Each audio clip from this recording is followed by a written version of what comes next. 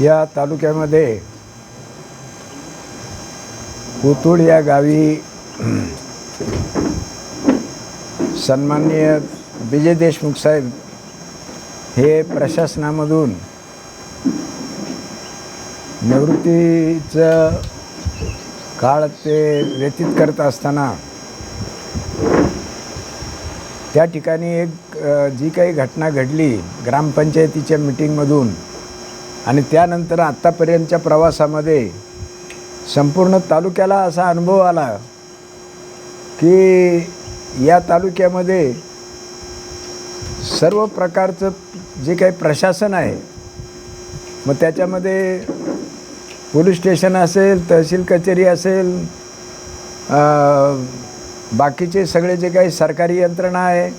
मग फार मोजणीचे असतील, नाहीतर तुमचे शेतीच्या याचे पंचनामे जे करायला कृषीचे लोक यायला पाहिजेत त्यांचे असेल, या सर्वांची कार्यक्षमता किंवा सर्व लोकांनी जे काही जनतेला जे काही आडवं बांधण्याचा प्रयत्न केलेला आहे तो जनतेचा कुठल्याही प्रकारचा धाक राहिला नाही, अशा प्रकारचं आमचं मत झालं. आणि म्हणून आज जे काही माझ्या एक प्रयत्न करायचा एक भाग म्हणून काल जे काही मी आवाहन केलं होतं की अशा प्रकारचं कामासाठी म्हणून या ठिकाणी लोकांनी जमावं. साधारणपणे आज या ठिकाणी जमलेल्या लोकांमध्ये जास्तीत जास्त लोक म्हणजे जे काही पीडित लोक आहेत, प्रामुख्यानं जास्तीत जास्त पीडित हे पोलीस स्टेशनशी संबंधित जास्त होते, परंतु बाकीच्याही गोष्टींच्यामध्ये म्हणजे तहसील कचेरी असेल, पंचायत समिती असेल, आणखीन बाकीचे हे असतील, तर या सगळ्या खात्यांमधल्या लोकांच्या एक पीडितांचा जो काही जथ्था आहे तो या तालुक्यामध्ये फार मोठा आहे. आणि म्हणून काही सगळ्या पीडितांनी ज्या व्यथा सांगितल्या त्या काही या ठिकाणी मांडता येणार नाहीत, परंतु ज्या काही ठराविक महत्त्वाच्या ज्या आहेत त्या या ठिकाणी जाहीरपणे मांडल्या जाणार आहेत आणि नंतरही मांडल्या जातील. परंतु एकंदरीत त्या पीडितांच्या व्यथा पाहिल्यानंतर एकूणच जे काही हे सगळं प्रशासन आहे ते प्रशासन पूर्णपणे सडलेलं आहे. आणि म्हणून जनतेचा संघटित आक्रोश हा एकदा या तालुक्याला त्या संघटित आक्रोशाचा दर्शन घडवल्याशिवाय ही सरकारी यंत्रणा ठिकाणावर येणार नाही असं आमचं मत झालं. आणि म्हणून आज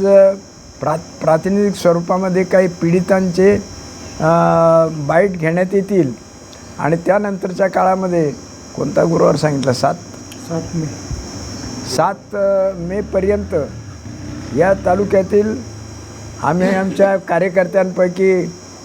ठळक कार्यकर्ते, निवडक कार्यकर्ते सगळ्या तालुक्यामध्ये फिरून आणि लोकांमध्ये मोठ्या प्रमाणात प्रचार करणार आहेत. आणि या प्रचारामध्ये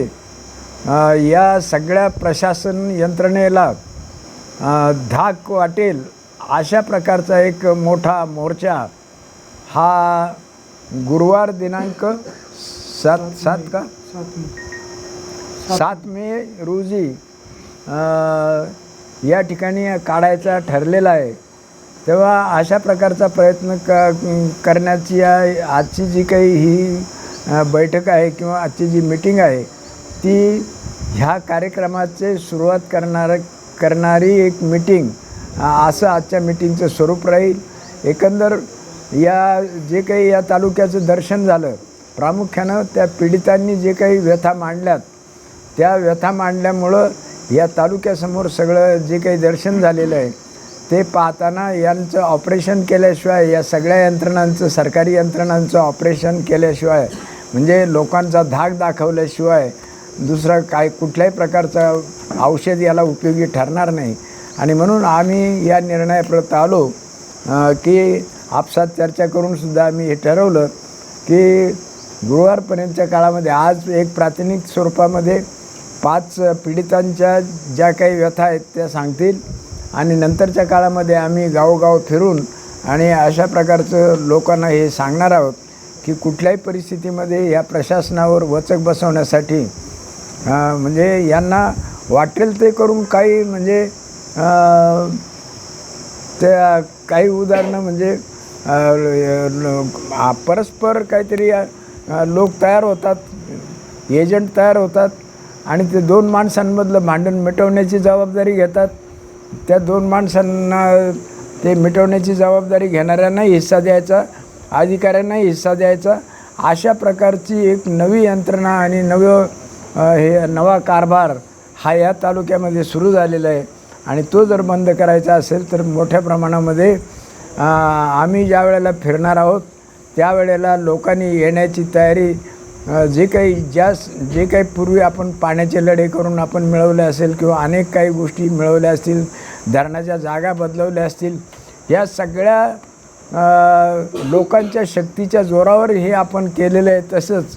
हे नवे पुन्हा एकदा लोकांची शक्ती या तालुक्यातली दाखवून आणि जे काही गुंडगिरी आणि लुटालूट चालवलेली आहे या तालुक्याची ती थांबवण्याच्यासाठी मोठ्या संख्येनं, हजारोंच्या संख्येनं या तालुक्याच्या तहसील कचेरीवर आपण मोर्चा आणायचा एक उद्दिष्ट ठरवलेलं आहे. त्या उद्दिष्टामध्ये सर्वांनी सहभागी व्हावं. पत्रकार मित्रांनाही आमची विनंती आहे की त्यांनीसुद्धा या कार्यक्रमामध्ये मोठ्या हिरीनं भाग घेऊन आम्हाला सहकार्य द्यावं अशी सर्वांना विनंती करतो आणि थांबतो. धन्यवाद.